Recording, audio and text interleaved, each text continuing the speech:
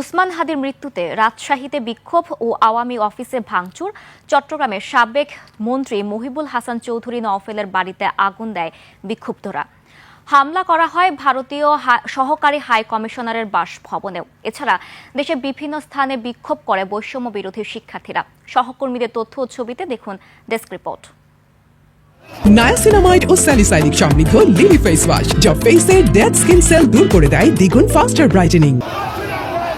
ওসমান হাদির মৃত্যুর সংবাদে রাজশাহী সাহেববাজার জিরো পয়েন্টে রাস্তায় আগুন জ্বালিয়ে বিক্ষোভ করে বৈষম্য বিরোধী শিক্ষার্থীরা। পরে বিক্ষুব্ধরা আওয়ামী লীগ অফিস বুলডোজার দিয়ে ভেঙে দেয়। চট্টগ্রামে বিক্ষুব্ধ জনতা নগরীর ১৬ শহর এলাকায় বিক্ষোভ সমাবেশ করে। এক পর্যায়ে জনতা চশমাহিল এলাকায় সাবেক মন্ত্রী মহিবুল হাসান চৌধুরী নওফেলের বাড়িতে আগুন দেয়। সেখানে একটি মোটরসাইকেল জ্বালিয়ে দেয়। হামলা করা হয় ভারতীয় সহকারী হাইকমিশনারের বাসভবনেও। বান্দরবান সদরের রাজার মাঠে পার্বত্য চট্টগ্রাম বিষয়ক মন্ত্রণালয়ের সাবেক মন্ত্রী বীর বাহাদুর উইশই সিংয়ের বাসায় আগুন দেয় বিক্ষুব্ধরা।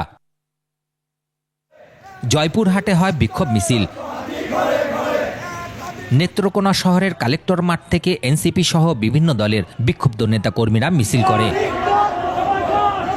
হাদির মৃত্যুর প্রতিবাদে ঝালকাঠি বরিশাল আঞ্চলিক মহাসড়কে বিক্ষোভ করেন এনসিপি ও বৈষম্য বিরোধী ছাত্র আন্দোলনের নেতাকর্মী সহ ছাত্র জনতা। বন্ধ রয়েছে সব ধরনের যান চলাচল। হাদির মৃত্যুর খবর ছড়িয়ে পড়লে তার গ্রামের বাড়ি ঝালকাঠির নল সিটি শহরের খাসমহল এলাকায় শোকের ছায়া নেমে আসে। জড়িতদের দ্রুত গ্রেপ্তার করে ফাঁসির দাবি জানিয়েছেন স্বজনরা। গাজীপুরে বিক্ষোভ মিছিল ও মহাসড়ক অবরোধ করা হয়। জামালপুর ও কিশোরগঞ্জে ছাত্ররা প্রতিবাদ মিছিল করে। পিরোজপুরে বিক্ষোভ মিছিল করে সর্বদলীয় ছাত্র ঐক্য পরিষদ। বরগুনায় পুলিশ সুপারের কার্যালয়ের সামনে বিক্ষোভ করে এনসিপি। মাহফুজ মুকুল, ২১শে টেলিভিশন।